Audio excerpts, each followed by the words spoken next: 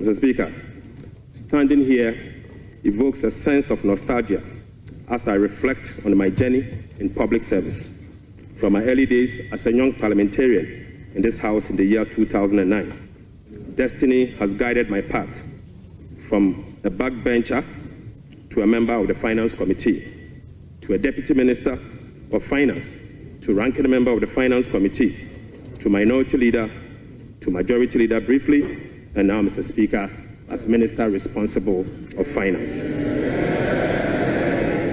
Right Honorable Speaker, the invaluable experience I gained in this chamber has shaped my perspective, sharpened my focus, and prepared me for the tax.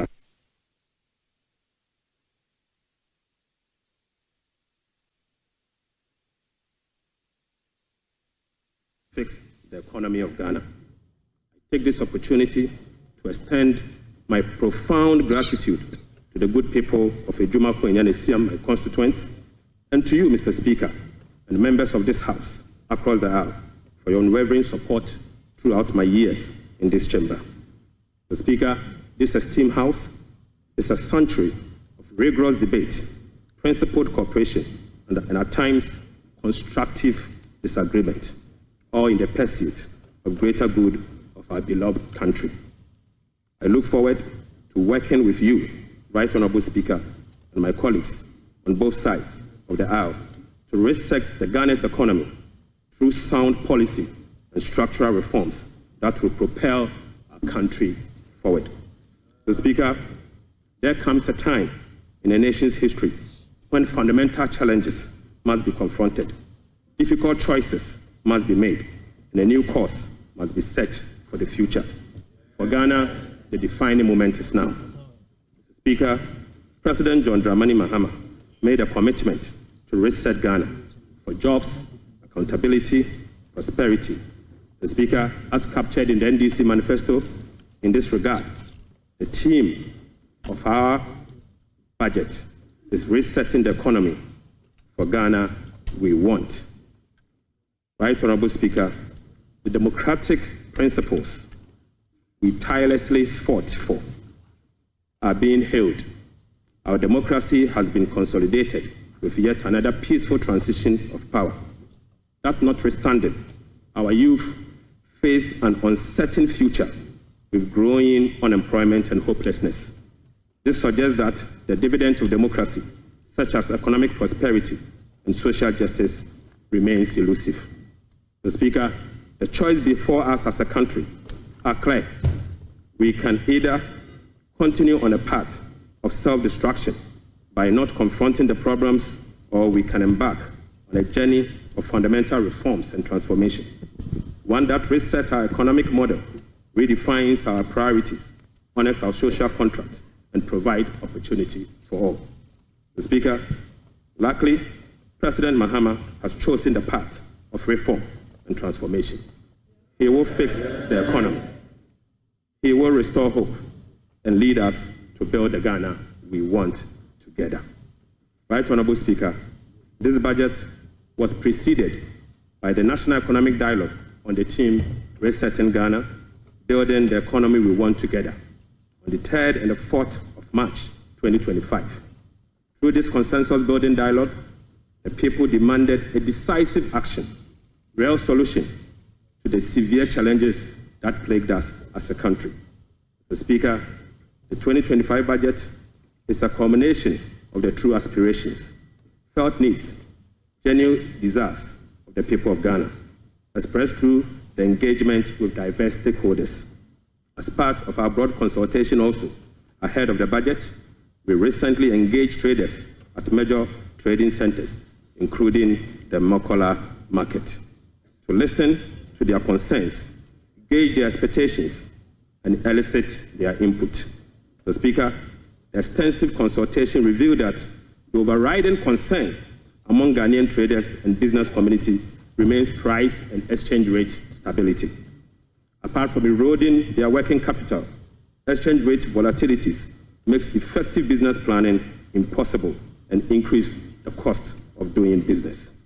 This budget outlines far-reaching measures which will be implemented in close collaboration with the Central Bank, the Bank of Ghana, to effectively and efficiently manage the exchange rate and inflation. Mr. Speaker, we also engage the youth of Ghana in a dialogue on social media as part of our new budget consultation. Mr. Speaker, during my engagement with the youth, it was revealed that 321 pharmacists who were employed since June 2023 have not received their salaries. We will take urgent steps to remedy this situation immediately. Right Honorable Speaker, this conversation was an eye-opening experience, one that strengthened my belief that the voices of the youth matter in designing policies that directly and indirectly impact their lives and future. Mr. Speaker, in the year 2016, I came to this chamber on behalf of the then Minister of Finance, the Honorable Seth Emmanuel Tepe, and led the passage of the Public Financial Management Act 2016, Act 912, to deploy a robust public financial management system. Even though, Mr. Speaker, the Public Financial Management Act remains one of the best in the world, its poor implementation has rendered our public financial management systems weak, allowing for abuse and costly infraction. Mr. Speaker, President Mohamed's government is committed to the full implementation of this critical legislation. Mr. Speaker, accordingly, we will enforce the sanction regime, link contracting and public procurement to budgetary provisions in the medium-term expenditure framework, and seek parliamentary approval for all multi-year commitments as required by law. Mr. Speaker, we will comply with the public procurement process and link them to approved budget. We will also respect the limits of the appropriations as approved by Parliament. We will rationalize the management of the compensation of employees, including conducting headcounts across the country. Mr. Speaker, I now turn my attention or my focus to the state of the Ghanaian economy as at 31st December 2025. Right Honorable Speaker, Mr. Speaker, I now focus my attention on the state of the Ghanaian economy as at 31st December 2024. Mr. Speaker, hands on heart, we inherited an economy in deep crisis.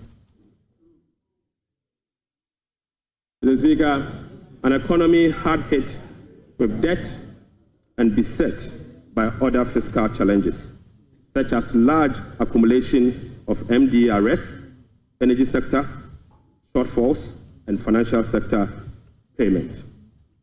Mr. Speaker, recommitment control and reckless public spending have reversed the progress made in fiscal consolidation, even under the IMF program that commenced in the year 2023.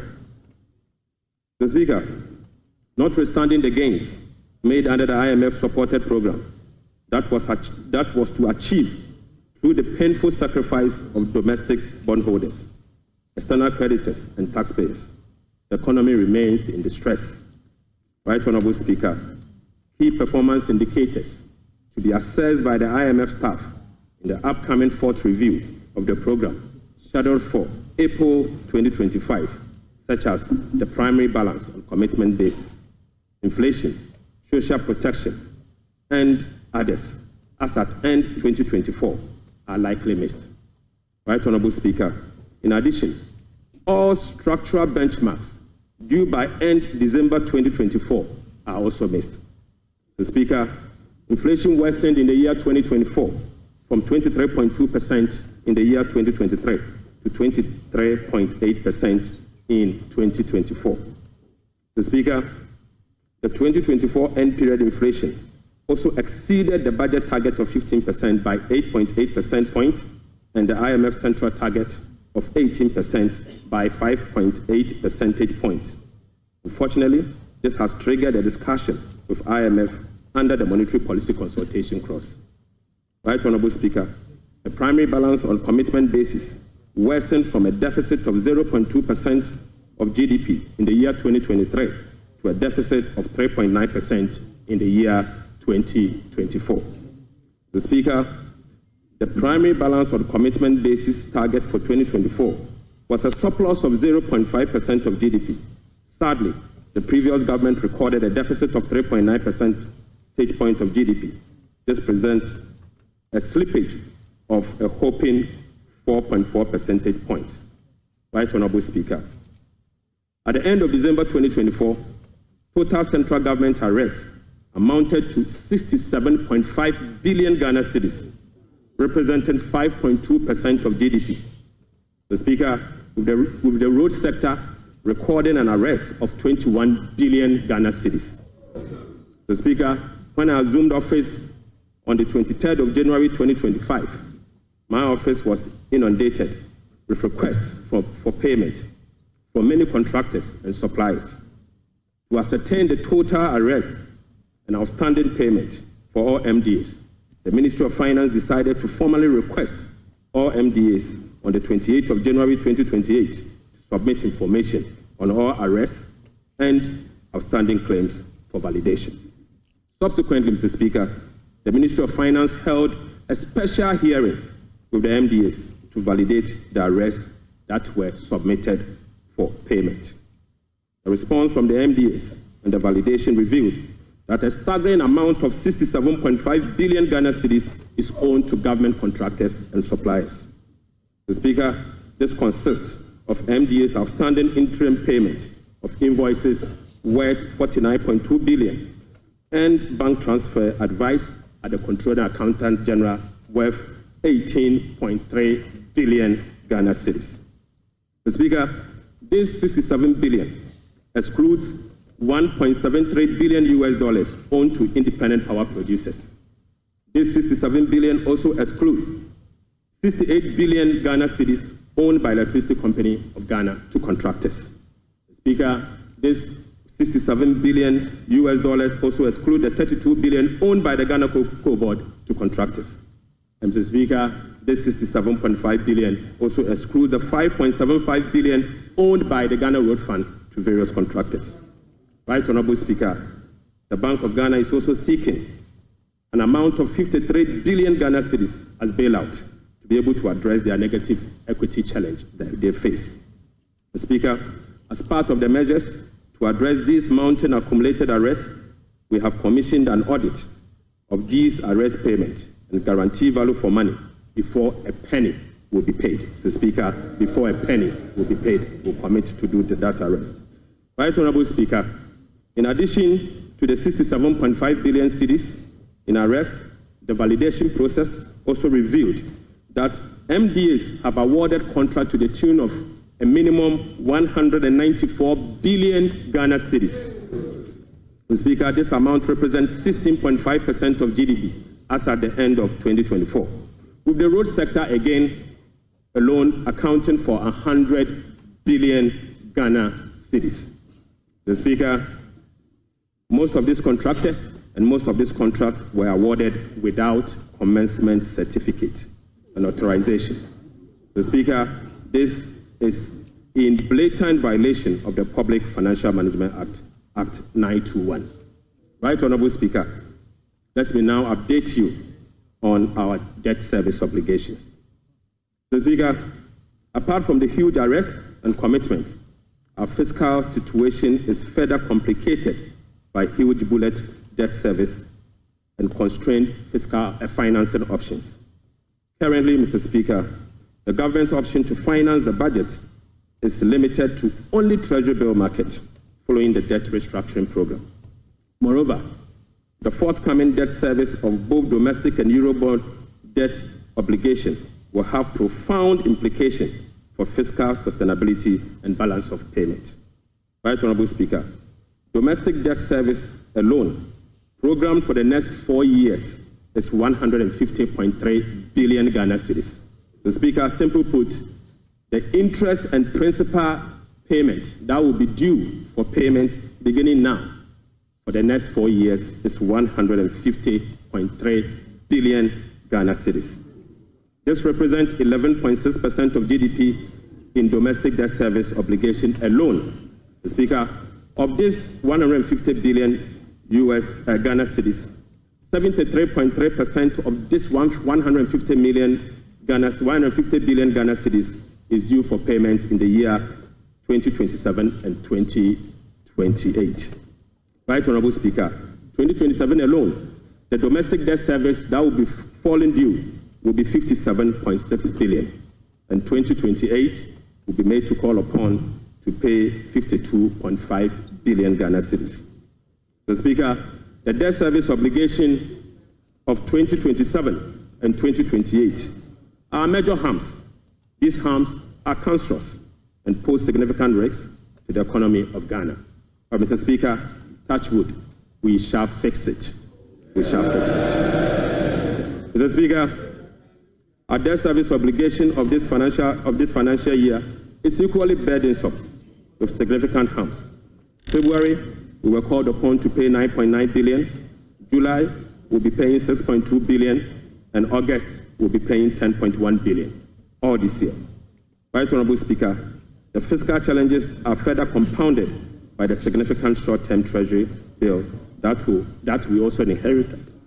So, Speaker, these obligations, totaling about 111.1 billion Ghana cedis, requires rollover week in, week out, placing additional pressure on cash flows and liquidity requirements. Mr. Speaker, beyond the domestic maturities, Ghana faces significant external debt service obligations for the next 4 years. The next 4 years will be made to call upon to pay $8.7 billion US dollars, representing 10.9% of GDP, with heavy concentration again in the year 2027 and 2028. Again, Mr. Speaker, 55% of this external debt service will be due in the year 2027 and 2028. Right, Honorable Speaker, in the year 2027, we'll be made to pay $2.5 billion US dollars, and 2028, we'll have to again pay $2.4 billion US dollars. Right, Honorable Speaker, it seems the debt restructuring undertaken by the previous administration was designed to make 2027 and 2028 debt repayment heavy, sadly. So, Speaker, I don't know how come we sat and allowed that design to happen. So, Speaker, that is cancerous. But I can assure you, we will fix it. Mr. Speaker, in spite of all this upcoming domestic and external debt service obligation, no buffers were built to cushion this unprecedented debt service burden. Mr. Speaker, as of 7 January 2025, the debt service reserve account, the sinking fund in dollar, has a balance of $64,000 US dollars. Mr. Speaker, when we were leaving office, we left behind $319 million US dollars in that same account. Mr. Speaker, the debt service reserve CD account had an amount of 143 million Ghana cedis. Right, Honorable Speaker, when we were leaving office, the balance was 430 million Ghana cedis. Mr. Speaker, I now move you to stalled project. Mr. Speaker, due to the bilateral creditors' debt restructuring that is ongoing, undertaken by previous administration, a staggering number of 55 projects have been halted. Mr. Speaker, this leaves a massive amount of 3 billion Ghana US dollars in undisbursed loans and about $300 million in outstanding interim payment certificates, IPCs.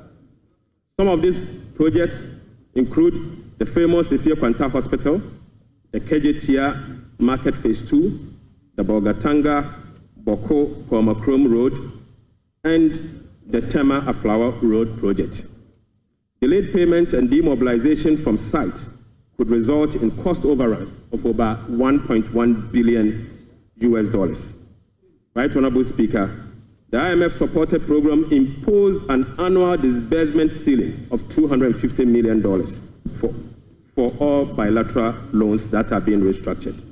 This constraint means that it will take a minimum of 12 years to complete all of this stalled program. So, Speaker, unfortunately, as a result of the debt restructuring, all this stalled program, working with the IMF will take a minimum of 12 years if we decide to go business as usual.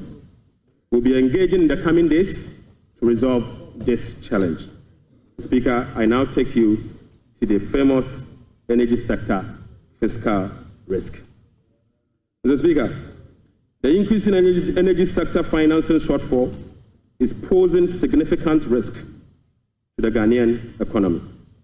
In the year 2024, the Ministry of Finance supported the energy sector with payment of about 20.8 billion Ghana cedis.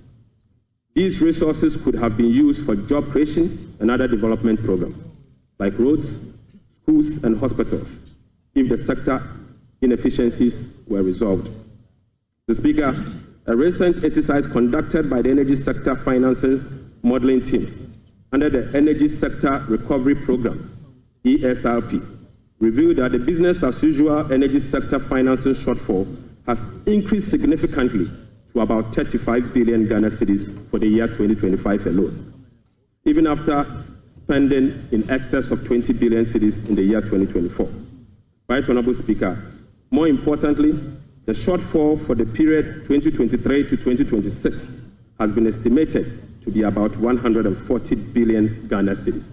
Mr. Speaker, this amount is 20 times more than the allocation for goods and services for all MDAs in the year 2025. Mr. Speaker, in addition, the energy sector shortfalls, which relate to current invoices that are largely unpaid legacy arrests due to the independent power producers. Mr. Speaker, the legacy arrests stood at $1.73 billion as at end 2024. Right, Honorable Speaker, the cocoa sector, which has long been the backbone of the Ghanaian economy, is sadly on its knees, owing to gross mismanagement. Mr. Speaker, the sector faces declining output and financing challenges, characterized by unsustainable debt, rollover cocoa contract risk, and quasi-fiscal expenditures, including cocoa roads, which, Mr. Speaker, is a non-core function of the Ghana Cocoa Board. Right, Honorable Speaker, cocoa production has dropped by nearly 50% over the past 3 years. In the year 2023-2024 crop season, Cocoa Board was unable to supply 330,000 tons of cocoa to meet its contractual obligation. This sharply decline has affected the finances of Ghana Cocoa Board. This undersupply has been rolled over for subsequent years for the new administration to pay. Mr. Speaker, these 2023 to 2024 forward sales contracts, locked in at lower prices than the current market rates, have resulted in revenue losses of about $840 million for both Ghana Cocoa Board and the impoverished cocoa farmer. Right, Honorable Speaker, the rollout cocoa contract has resulted in a loss of $495 million for the year 2025 alone. Mr. Speaker, these are the risks in relation to the market price differentials and, as a result, costs causing the smuggling that we see with Ghana Cocoa Board. Mr. Speaker, Cocoa Board outstanding debt amount to 32 billion Ghana cedis, of which 11.92 billion is due to be paid in the year 2025. Outstanding cocoa road contracts reached 21 billion Ghana cedis, approximately $1.3 billion in the year 2024, of which only 4.4 billion has been accounted for in Cocoa Board's finances for the year 2025. Mr. Speaker, the financial sector still struggles even after spending 30.3 billion in the financial sector cleanup exercise by end 2024. This includes 26.9 billion Ghana cedis after spending this amount in the banking sector. Mr. Speaker, as we speak, the financial sector is still struggling, and the financial sector will require 10.45 billion Ghana cedis to address the financial sector legacy issues and emergent risk. In addition, Mr. Speaker, an amount of 2.2 billion Ghana cedis is required to fully capitalize the National Investment Bank and the Agricultural Development Bank of Ghana. Mr. Speaker, I will also update the House on the fiscal performance for the year 2024. Mr. Speaker, the fiscal performance in the year 2024 was characterized by improved revenue collection, but with significant expenditure overruns.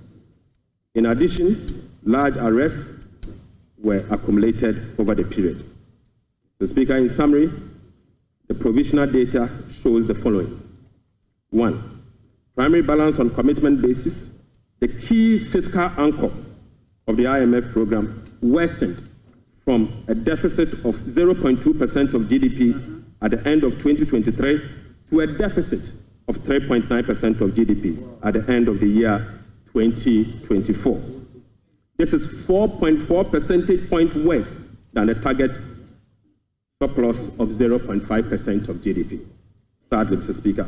On cash basis, Mr. Speaker, the primary balance was a deficit of 1.2% of GDP against a target of 0.6% of GDP, representing a 100% deviation.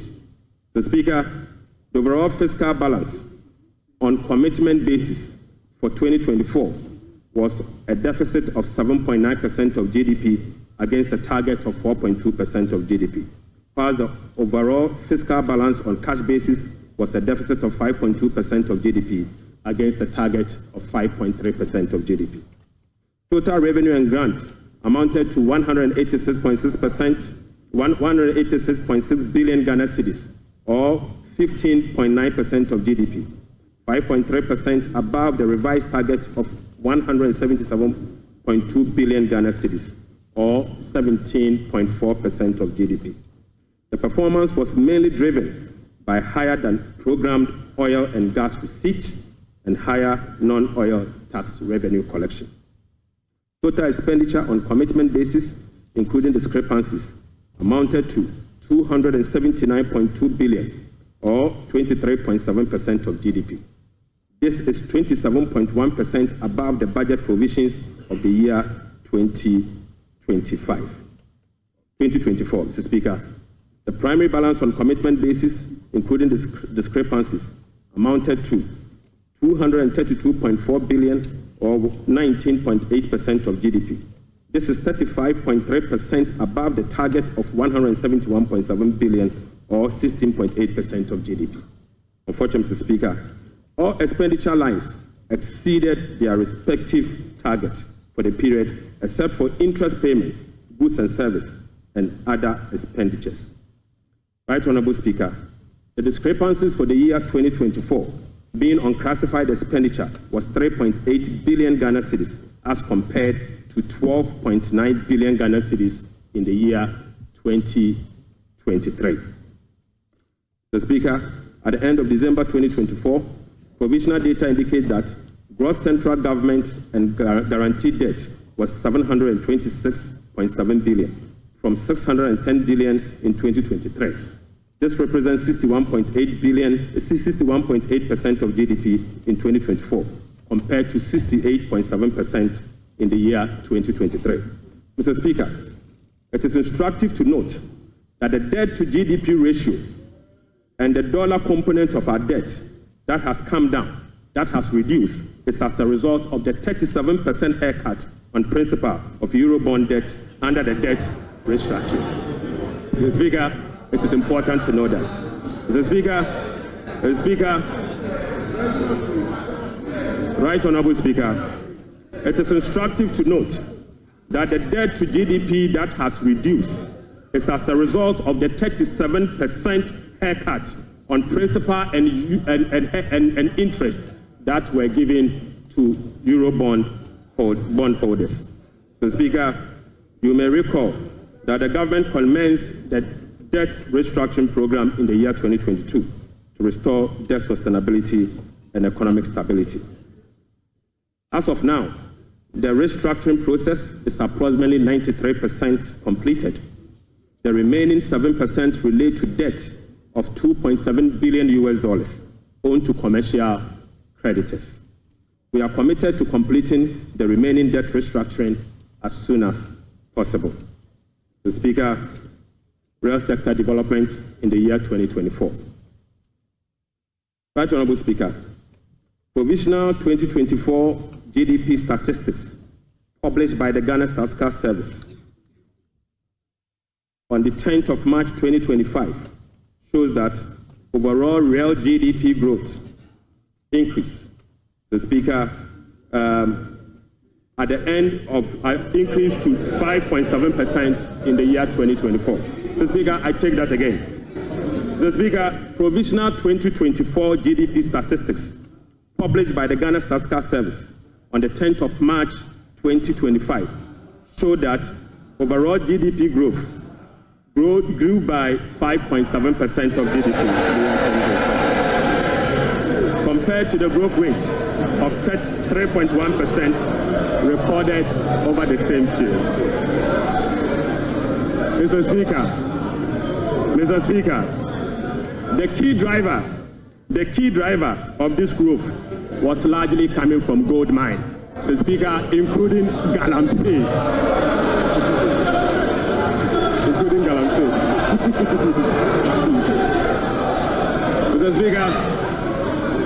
Mr. Speaker, Galamsey growth cannot be sustainable. Mr. Speaker, non-oil GDP growth. Mr. Speaker, the non-oil GDP grew by 0.6% in the year 2024, compared with a growth rate of 3.6% recorded in 2023. Mr. Speaker, the gross international reserves increased to a stock position of $8.98 billion at the end of 2024 and was enough to cover 4 months of imports, exceeding the target of a floor of 3 months of import cover. At the end of 2024, the currency had depreciated by 19.2% against the US dollars, 17.8% against the British pound, Mr. Speaker, and it had depreciated by 13.7% against the euro. Mr. Speaker, Right Honourable Speaker, it is what it is. The state of our economy is troubling, but we will fix it. Mr. Speaker, touch wood, we will fix it. But Mr. Speaker, it will require some sacrifices, truthfulness, transparency, and discipline. We will take strong measures to confront the situation head-on. Mr. Speaker, the sacrifice must come from all stakeholders, beginning with the government. Mr. Speaker, His Excellency the President appreciates this and has led the charge by significantly downsizing his government from the Elephant 88 to the Umbrella 60. Mr. Speaker, he has also reduced the number of his government ministries from the Elephant 30 to the Umbrella 23. Mr. Speaker, as part of the contribution to the resetting agenda, organized labor has followed suit by working with government and employers association to agree on a modest 10% increase in base pay and minimum wage for the year 2025. Right Honourable Speaker, on behalf of His Excellency the President, I would like to express my profound gratitude to organized labor and employers. Mr. Speaker, ordinary Ghanaians have also sacrificed by enduring the negative impact of severe currency depreciation since 2022. Hyperinflation, high food inflation, principal and interest haircuts, soaring interest rates, among others. Mr. Speaker, it is now time for the people's representative, the members of Parliament, and the judiciary to also follow suit. I would like to call on all other stakeholders, including the business community, faith-based organizations, academia, and civil society to support this national call. Mr. Speaker, our immediate task is to reset our nation, to restore good governance, reduce the excruciating suffering of our people, and set our country on a trajectory of economic transformation.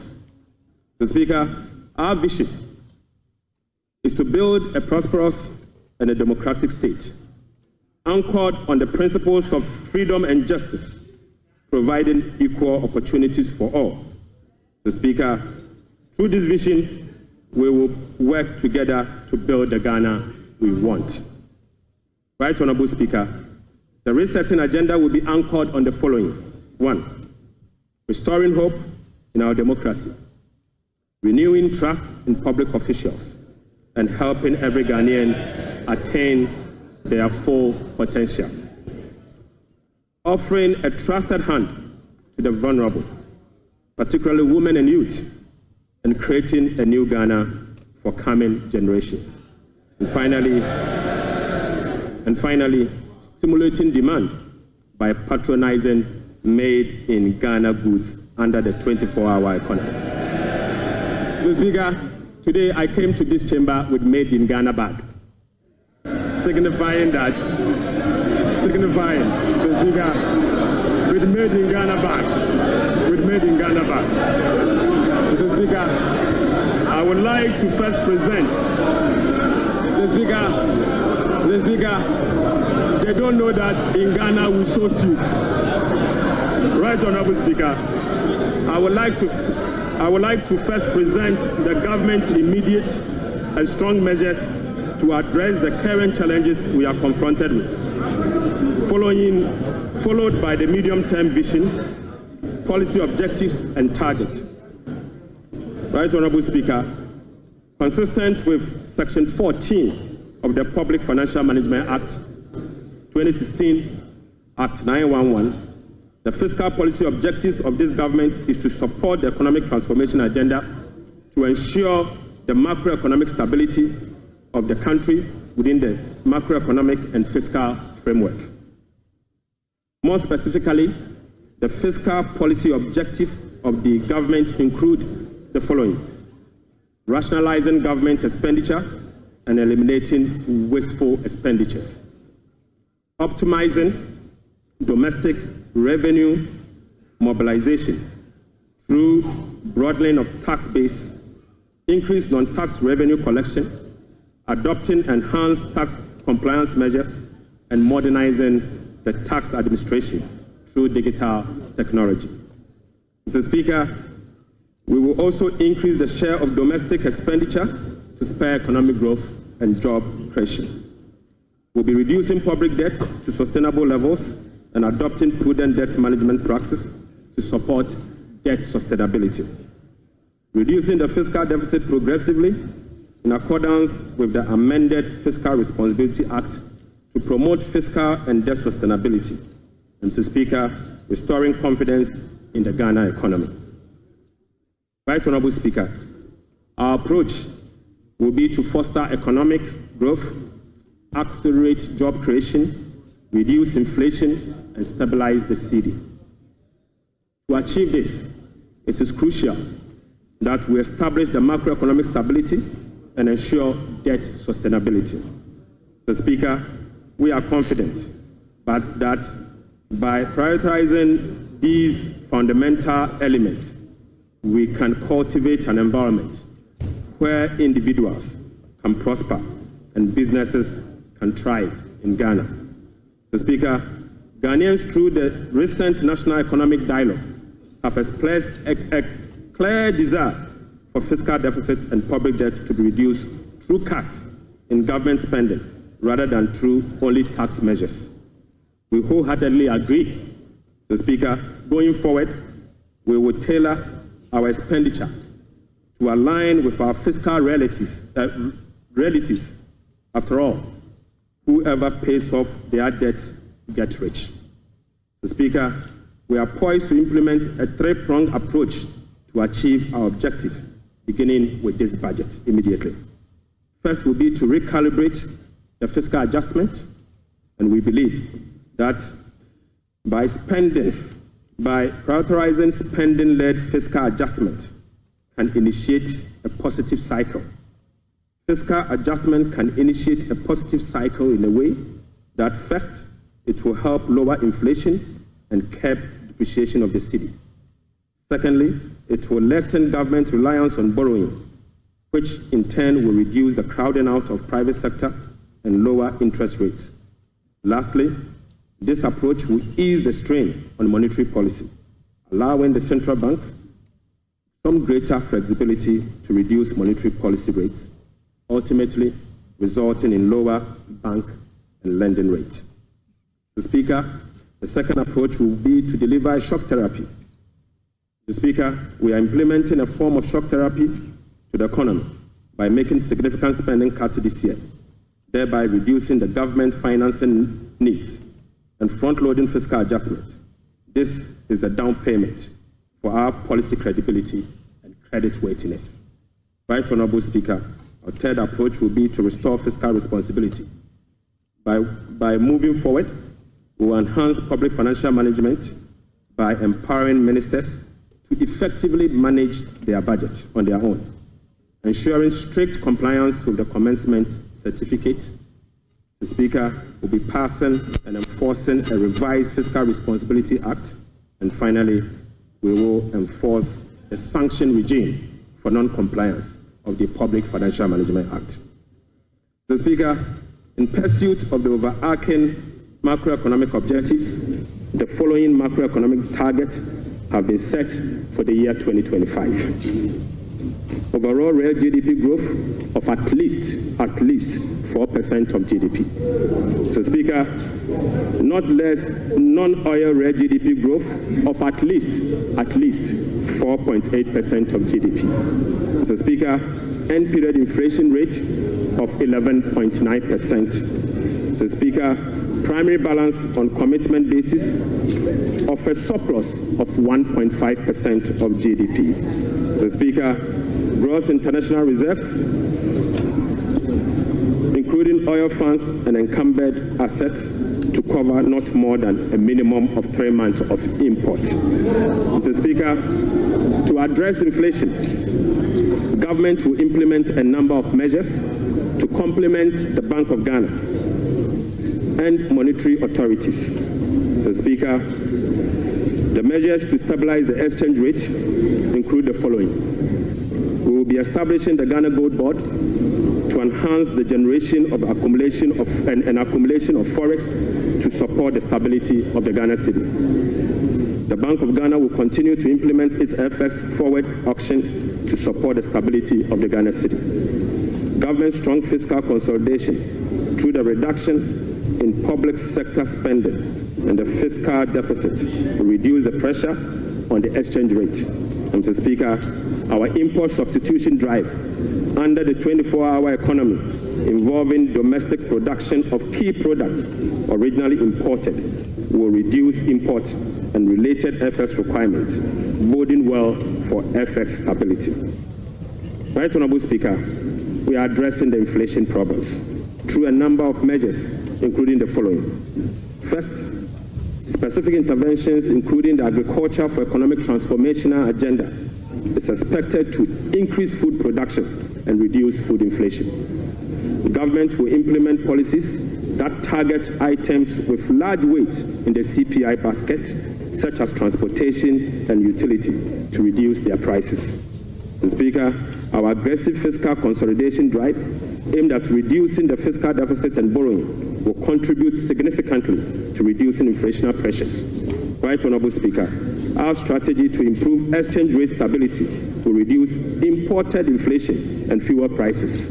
Mr. Speaker, the Bank of Ghana will maintain an appropriate monetary policy stance and use its liquidity management interventions to support the disinflation process. Right Honourable Speaker, to achieve our expenditure-led fiscal consolidation objectives, we will implement the following measures. Mr. Speaker, I now take you to our expenditure measures. Mr. Speaker, the following expenditure measures will be implemented in 2025 and the medium term to support fiscal consolidation agenda. First, we will conduct a comprehensive audit to validate the quantum of arrests and commitment as at 31st December 2024.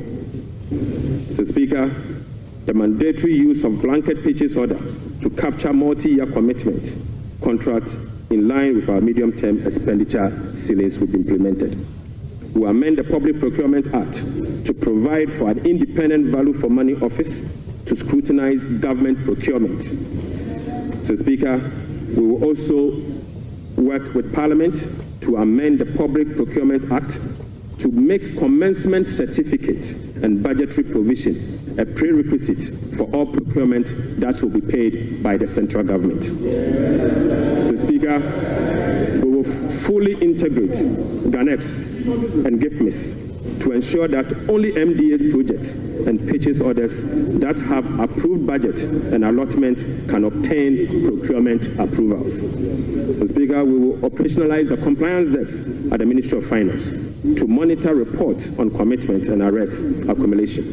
Mr. Speaker, aside that, we will publish a PFM league table for compliance purposes.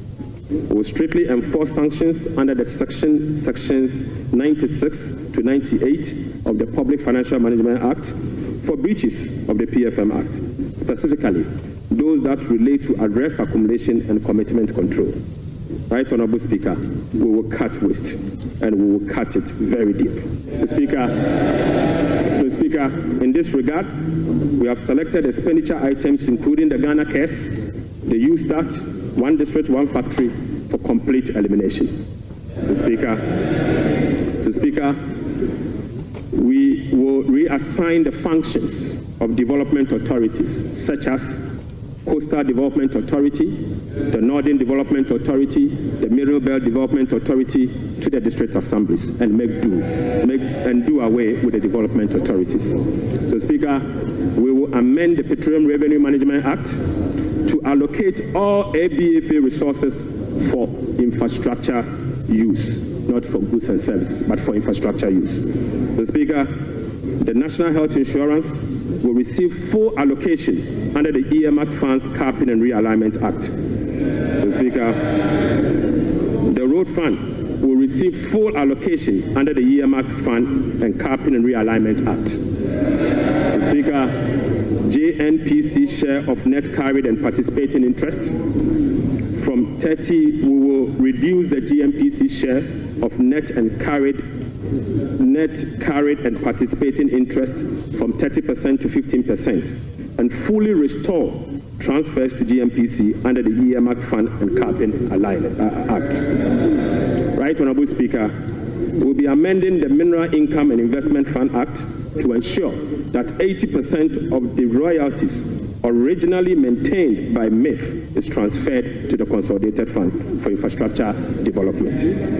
Right, Honorable Speaker, we will strengthen social protection through the implementation of new interventions such as the no academic fee policy for all first-year students in public tertiary institutions under the No Fee Stress initiative. Mr. Speaker, it also includes the free tertiary education for persons with disability, free primary health care, the Ghana Medical Trust Care, otherwise known as Mahama Care, and free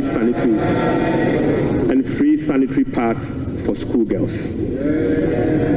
Mr. Speaker, to address the energy sector challenges, including reducing the quantum of large energy sector shortfalls, the following energy sector recovery program interventions will be implemented this year. First, Mr. Speaker, ECG and NEDCO will implement a number of measures, including metering and implementation of private sector participation. Mr. Speaker, we will also implement the liquid fuel to gas swap through an increase in N-gas supply from 60 mmSC per day to 100 mmSC to take advantage of cheaper gas prices and others. Mr. Speaker, we will complete the IPP capacity renegotiation to generate some savings through negotiated lower fixed capacity charges and variable O&M charges. Mr. Speaker, as agreed with the IMF by the previous administration, we will implement the following ESRP measures to achieve the structural benchmark of the IMF program.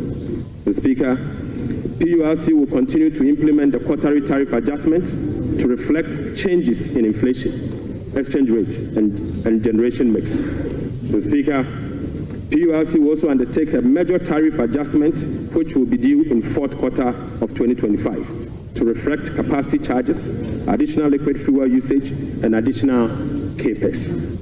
The weighted average cost of gas will be increased from the current $7.80 per MMBTU to $8.45. to reflect the increased prices of natural gas as well as the changes in the supply mix. So, Speaker, the subsidy on weighted average cost of gas granted to some ceramic companies through the discounted industrial development tariff will be reversed. So, Speaker, I now take you to the revenue measures. Revenue measures. Mr. Speaker, in proposing some revenue measures to achieve the 2025 fiscal target for your consideration, I'll first take you to the IMF requirement. Mr. Speaker, this measure is inconsistent with our commitment under the IMF-supported program to observe a non-oil tax revenue effort of 0.6% point of GDP annually as part of the measures to improve domestic revenue mobilization and achieve our debt sustainability target over the medium term. Right, Honorable Speaker, despite our commitment to increase the non-oil tax revenue by 0.6%, we have programmed the following nuisance taxes for removal in line with our manifesto promise.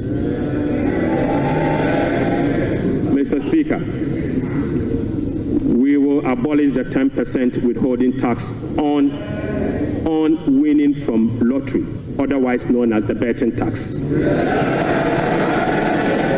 Mr. Speaker, we will abolish the electronic transfer levy, e-levy, of 1%.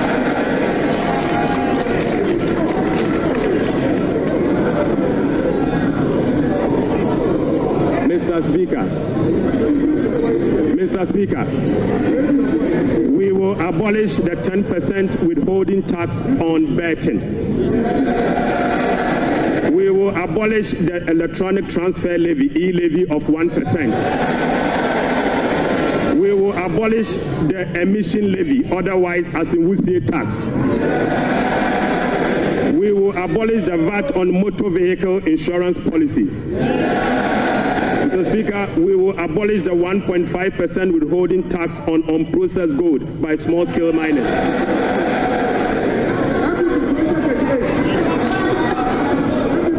Mr. Speaker, the removal of these taxes will ease the burden on households and improve their disposable income.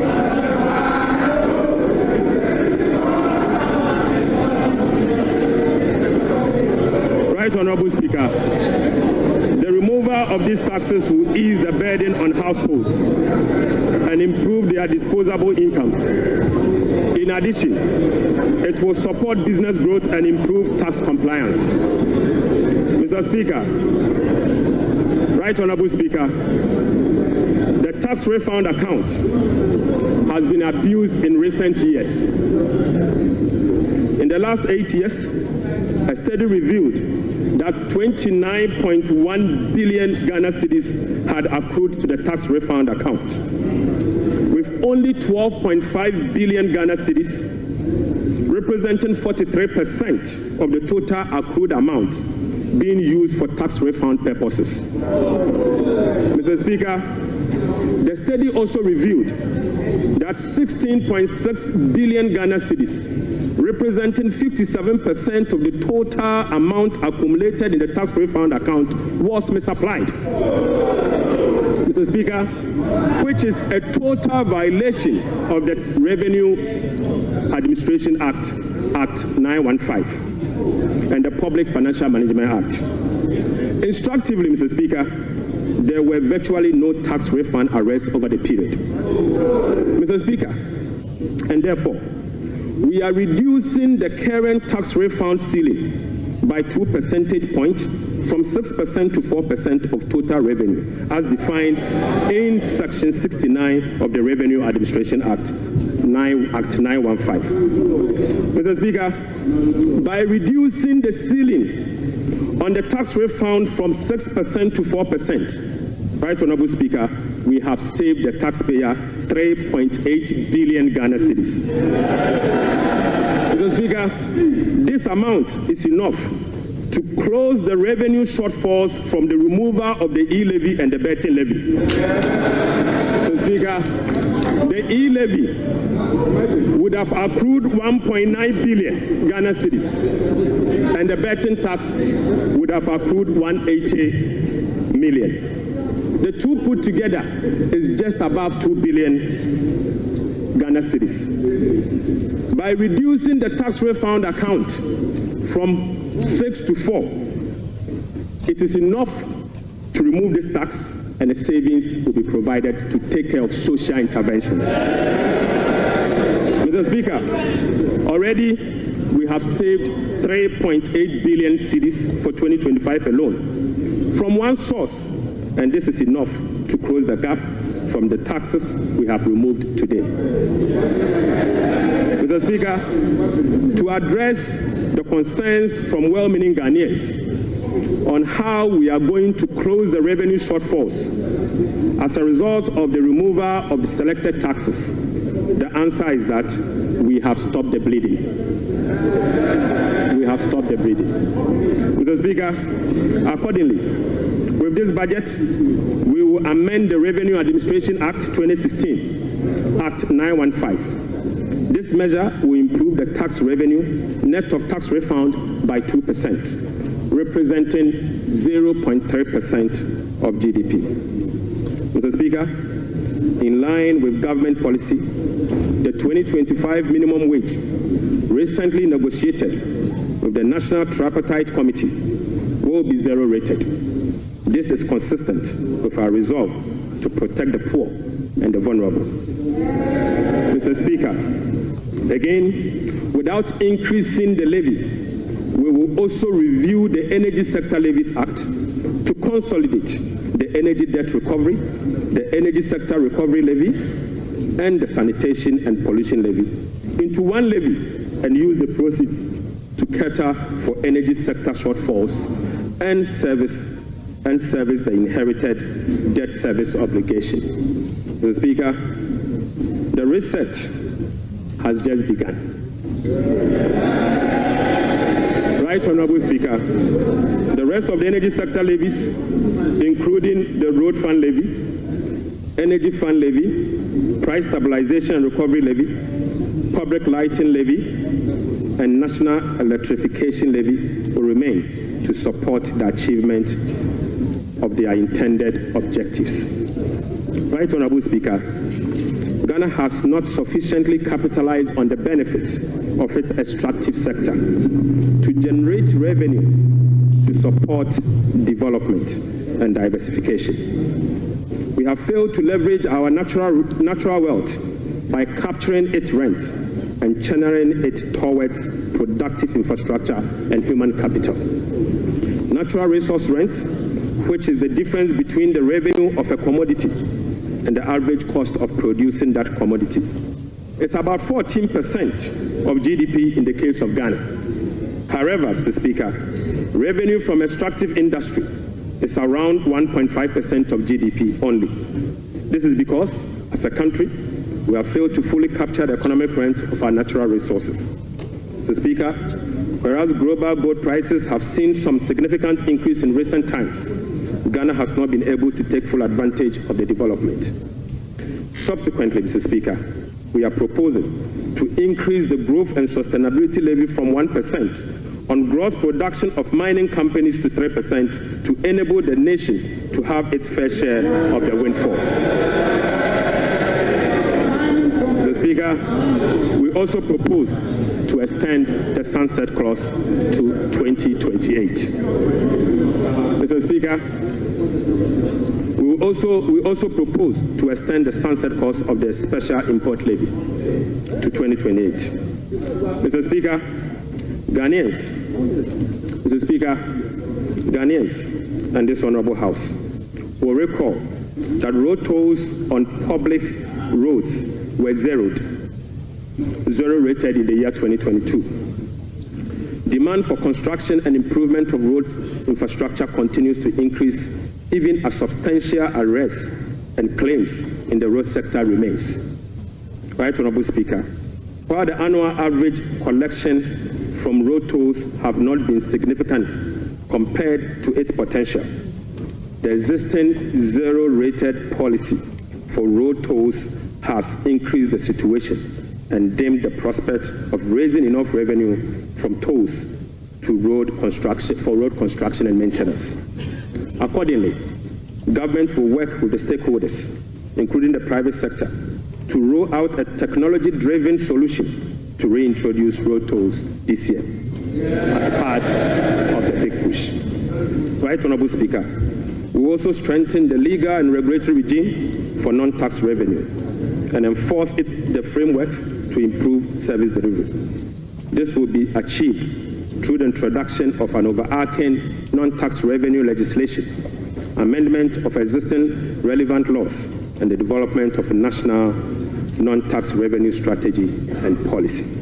The Speaker, as part of the reforms to improve other non-tax revenue streams, government will explore the operationalization of a regulatory framework for collection, management, and reporting of property rates consistent with our medium-term revenue strategy 2024 to 2027 and the Local Government Act.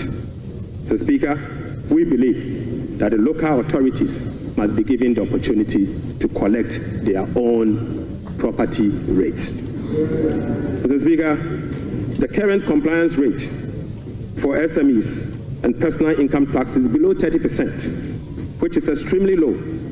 Government will embark on an aggressive and sustained tax education campaign in the next 2 to 3 years to ensure improved compliance and tax revenue mobilization.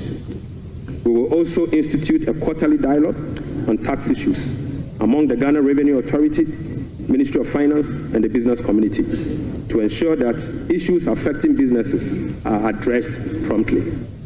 Mr. Speaker, I now take you to VAT reforms, VAT reforms. Right, Honorable Speaker, we commit to the people of Ghana and this House, the business community, that we will undertake a comprehensive value-added tax reform this year. Mr. Speaker, with the aim to review the current distortions and cascading structure of the value-added tax regime. Ghana's effective rate, VAT rate is about 22%. This is obviously because the 2.5% Get Fund levy, the National Health Insurance levy of 2.5%, and the COVID levy are well added to the base for a final determination of what is due for VAT purposes. Mr. Speaker, aside the high VAT rate, businesses are not permitted by law to claim their input VAT for NHIL, Get Fund, and COVID levy, compounding the burden on households. Right, Honorable Speaker, our VAT regime has been distorted and rendered inefficient. It combines both VAT and sales tax principles with a flat rate, standard rate, and levies. We have requested for technical assistance from the Fiscal Affairs Department of the IMF on VAT reforms.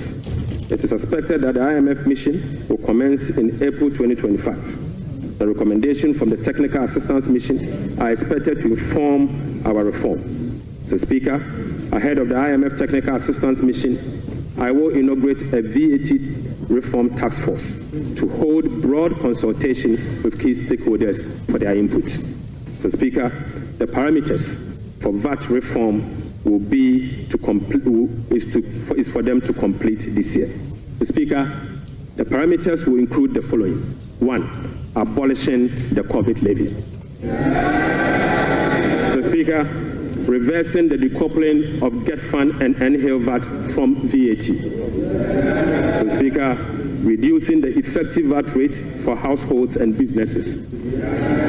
Reversing the VAT flat rate regime and upwardly adjusting the VAT registration threshold to exempt micro and small businesses from the collection of VAT. Mr. Speaker, we will also improve compliance through public education and awareness.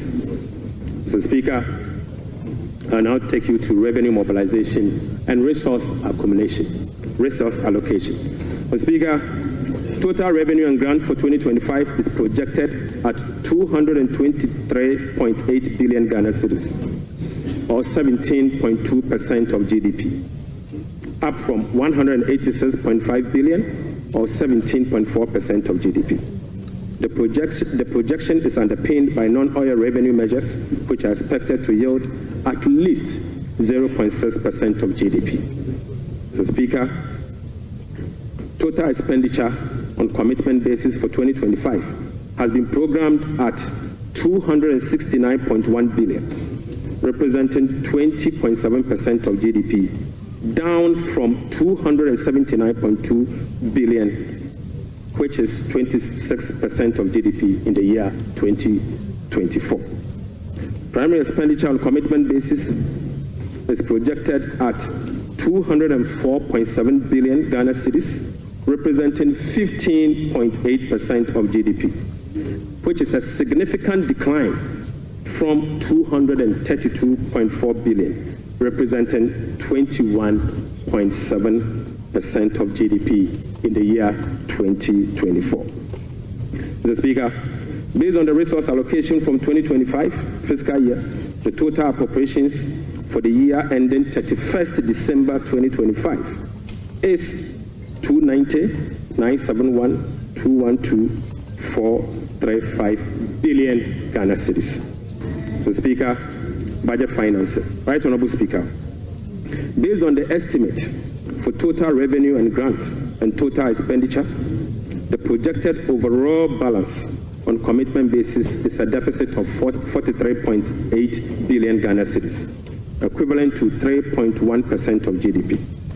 The corresponding primary balance on commitment basis is a surplus of 20.3 billion Ghana cedis, equivalent to 1.5% of GDP. On cash basis, Mr. Speaker, overall balance is a deficit of 56.9 billion Ghana cedis, equivalent to 4.1% of GDP. The corresponding primary balance on cash basis is again a surplus of 7.3 billion, equivalent to 0.5% of GDP. Right Honorable Speaker, the cash deficit of 56.9 billion is expected to be financed from both foreign and domestic sources. The total foreign net financing will amount to 21.4 billion Ghana cedis.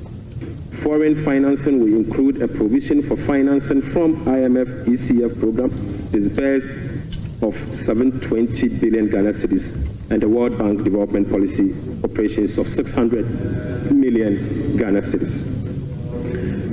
The residual net domestic financing will amount to 36.9 billion, representing 65% of total financing for 2025. This is expected to be sourced from the issuance of debt at the short end of the domestic market and opening of the domestic market. Mr. Speaker, the government will take steps to reopen the domestic bond market to extend the maturity profile. The reopening will be executed cautiously to establish large-size benchmark bonds that will enhance market liquidity. Right Honorable Speaker, further is to reduce the risk on debt portfolio of government, and we will build cash buffers to support effective implementation of the liability management strategy. Mr. Speaker, this will help smoothing the redemption profile and mitigate refinancing risk associated with Ghana's debt portfolio. Mr. Speaker, the government in 2025 and the medium term will implement liability management operations to manage the risk embedded in the Eurobond debt profile. Right Honorable Speaker, beginning 2025, we will commence the operationalization of Section 37 to Section 44 of the Public Financial Management Act 2016. Mr. Speaker, in doing so, we will be building sufficient buffers in the sinking fund as a landmark reform to manage our public debt. Right Honorable Speaker, I'm pleased to report to the House that following our proactive fiscal management strategy, in our engagement with the market, this management strategy has yielded sufficient dividend. Mr. Speaker, on the 7th of January 2025, the NDC government inherited a 91-day Treasury bill rate of 28.19%. Mr. Speaker, just 2 months into this administration, we have successfully reduced this rate to 17.72% as at last Friday.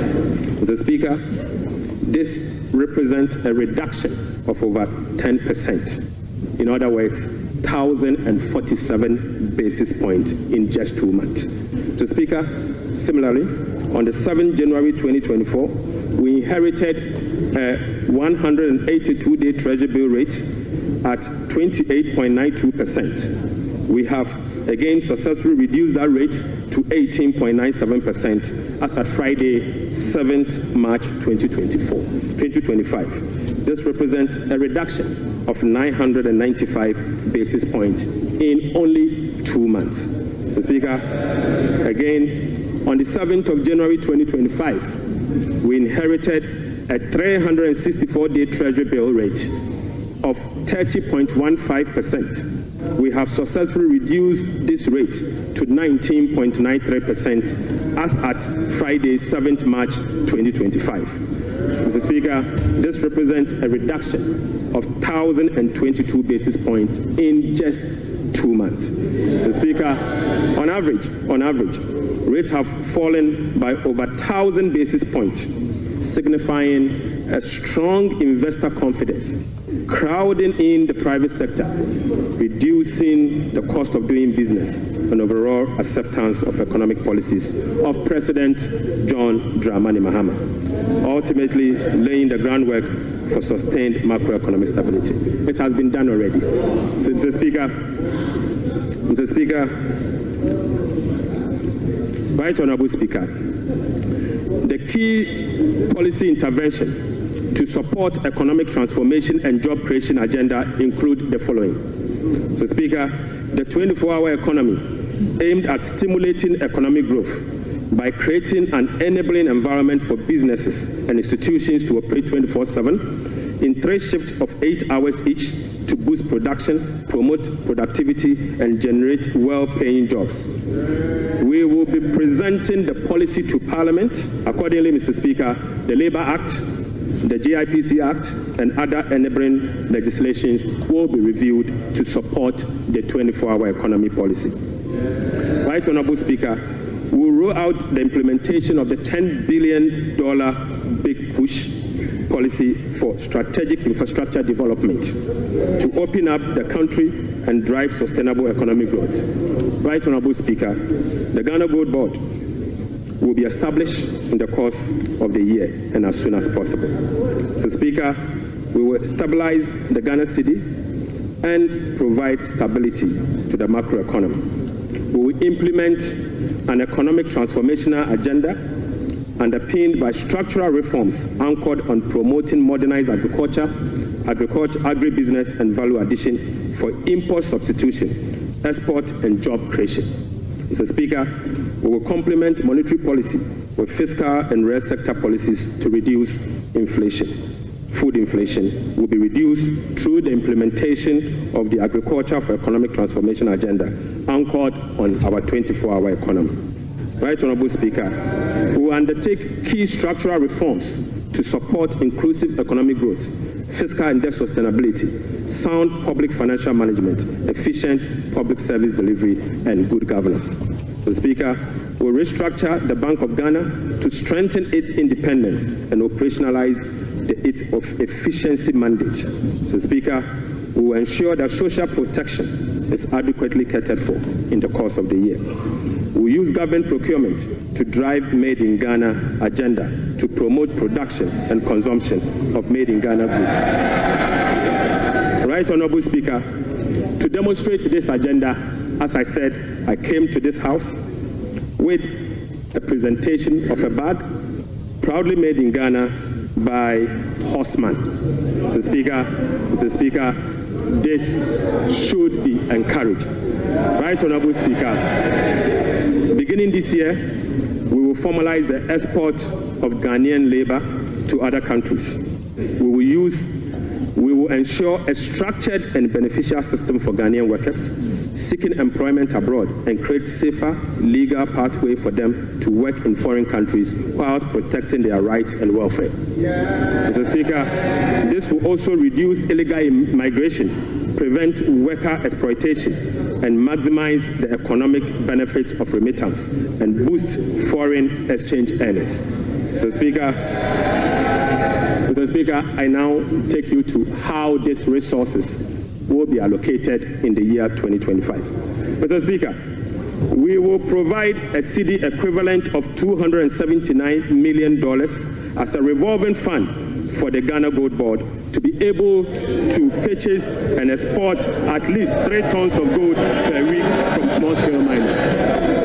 Mr. Speaker, we have allocated 13.85 billion Ghana cedis for Big Push project. Mr. Speaker, we have allocated 13.85 billion Ghana cedis for the Big Push program.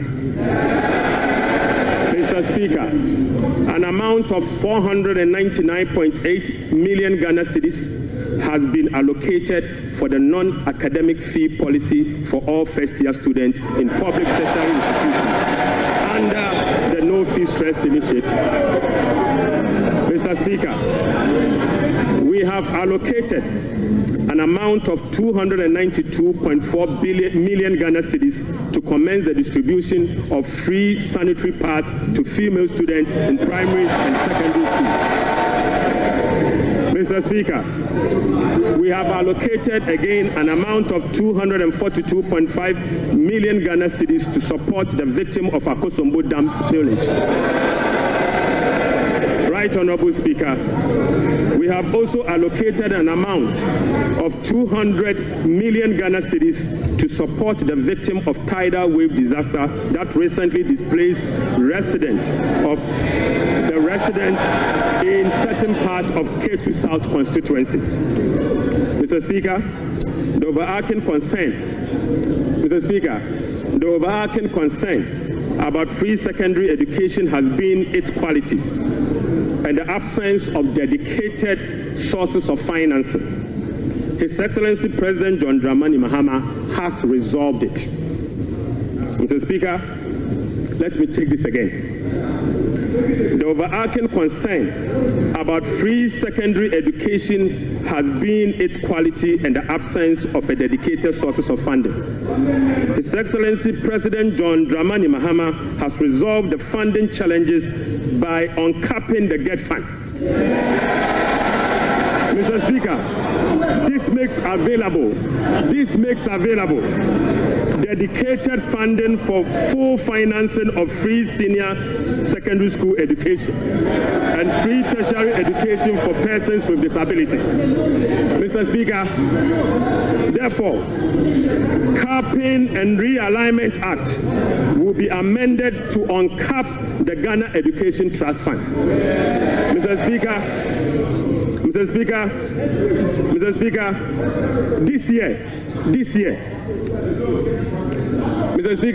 this year, the budget for free senior secondary school education program is 3.5 billion Ghana cedis.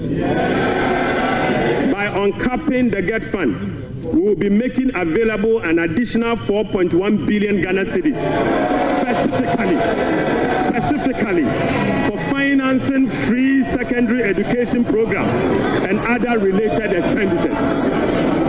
Mr. Speaker, aside the uncapping of GET fund, we have also absorbed the debt service made up of interest and principal from the Dache bond that GET fund contracted. Right Honorable Speaker, we have also allocated an amount of 564.6 million Ghana cedis for the provision of curriculum-based textbooks covering the following. 1, 4 sets of KG books and workbooks for about 2.8 million learners.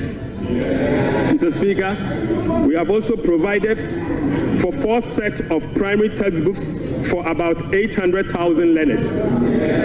Mr. Speaker, we have also provided for 9 sets of SHS textbooks for about 540,000 learners. Right Honorable Speaker, under the school feeding program, budgetary provision has been increased from the 1.3 billion Ghana cedis last year to 1.78 billion Ghana cedis. Mr. Speaker, representing a 33% increase The allocation for 2025 reflects an increase in feeding costs per meal, per child, from the 1 cedi 50 pesos to 2 cedis, representing 33.3%. Mr. Speaker, the government has also allocated 145.5 million Ghana cedis to the capitation grant, up from 84 million Ghana cedis in 2024. This is an increase of 73.4% over the previous year. Mr. Speaker, we have also allocated 203 million Ghana cedis for the payment of teacher training allowances and another 480 million Ghana cedis to nursing training allowances.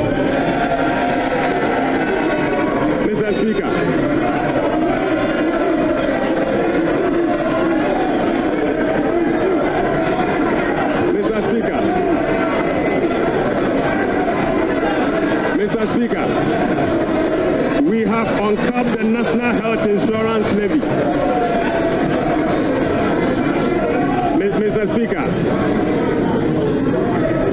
Mr. Speaker, we have uncapped the National Health Insurance Levy. An amount of about 10 billion Ghana cedis has been programmed for the National Health Insurance Scheme. And this amount is expected to be used for the following: claim payments, essential medicine, vaccine payment, free primary health care, the Ghana Medical Care Trust, Mr. Speaker, and bridging the USAID financing shortfall. Mr. Speaker, in the year 2025, government will continue to implement reforms and increase budgetary allocation to enhance the implementation of 4 targeted social protection programs, namely National Health Insurance, the LEAP program, the school feeding program, and the capitation grant. Right, Honorable Speaker, under the LEAP program, beneficiaries will be increased from the current 350,000 to 400,000 beginning July 2025. The allocation of 728.8 million Ghana cedis for last year has been increased to 953.5 million Ghana cedis in the year 2025. So, Speaker, we have also uncapped the road fund. An amount of 2.81 billion Ghana cedis has been programmed for the Ghana Road Fund to be used solely for road maintenance. This represents an increase of 155% over the 2024 allocation of 1.1 billion Ghana cedis. 1.1 billion Ghana cedis. Mr. Speaker, we have also allocated an amount of 7.5 billion Ghana cedis to the District Assembly Common Fund.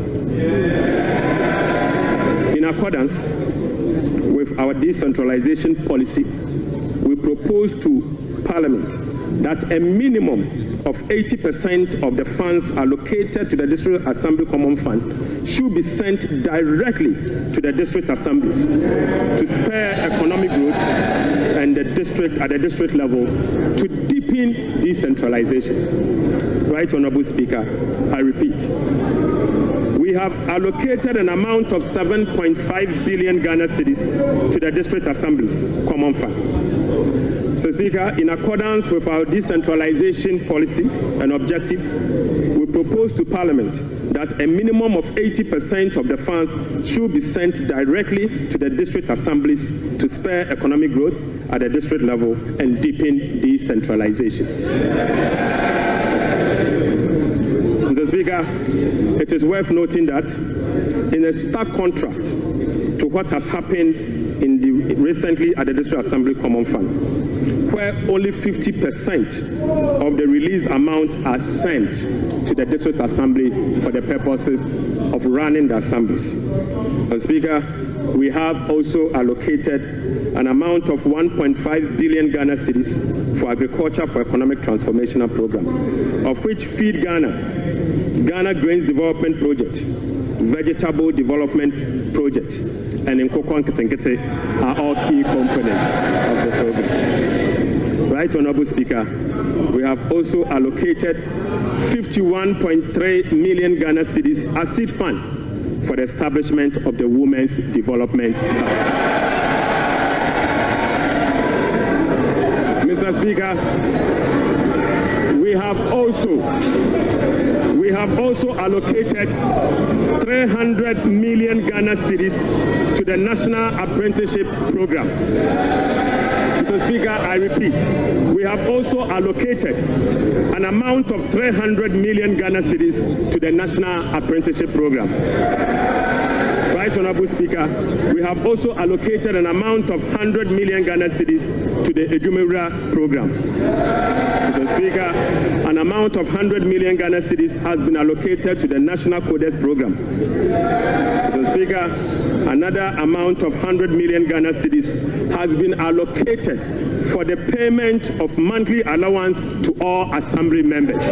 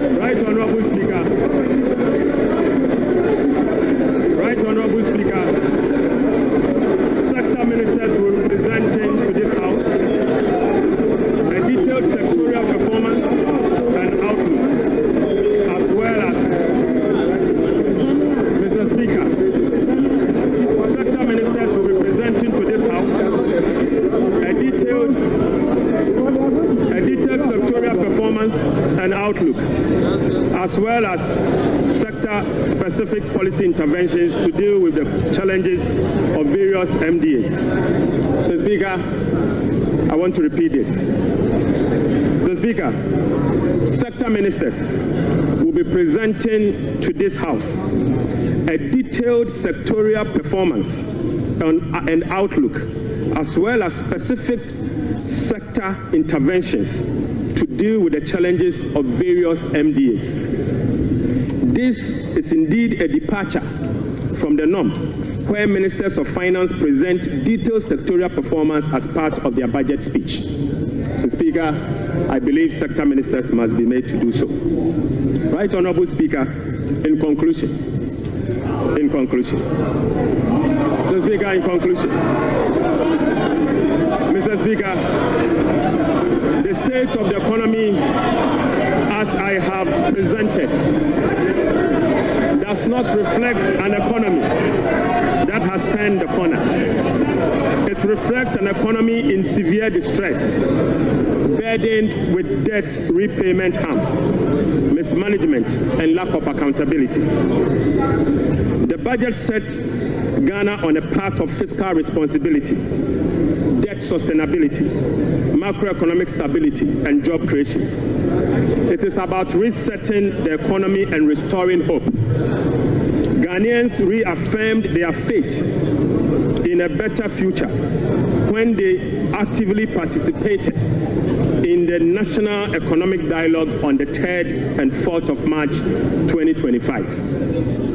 A key outcome of the dialogue was the confirmation that the fundamental problem with our economy is fiscal indiscipline. The NPP administration awarded contracts outside the expenditure framework. They borrowed over and above Ghana's capacity to repay. Mr. Speaker, His Excellency President John Dramani Mahamad's administration will be fiscally disciplined and deliver improved public service to our people in a cost-effective manner. Mr. Speaker, we remain steadfast in meeting the IMF program target while restoring Ghana's creditworthiness. We have achieved a lot in a short time, but this is only the beginning. Our commitment to reform we will not waver on that, Mr. Speaker.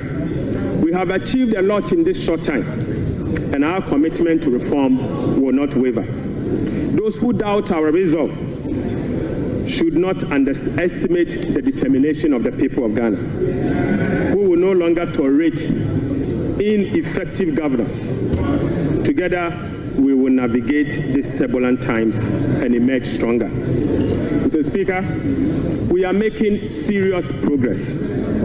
Right Honorable Speaker, we are making progress. We committed to running a lean, efficient government of 60 ministers. Mr. Speaker, we have delivered. Mr. Speaker, we committed to scrapping the e-levy. We have delivered. Mr. Speaker, we committed to scrapping the burden tax. We have delivered. Right Honorable Speaker, we committed to eliminate academic fee for first-year public tertiary students. We have delivered. Mr. Speaker, we committed to providing free tertiary education for all people with disability. We have delivered.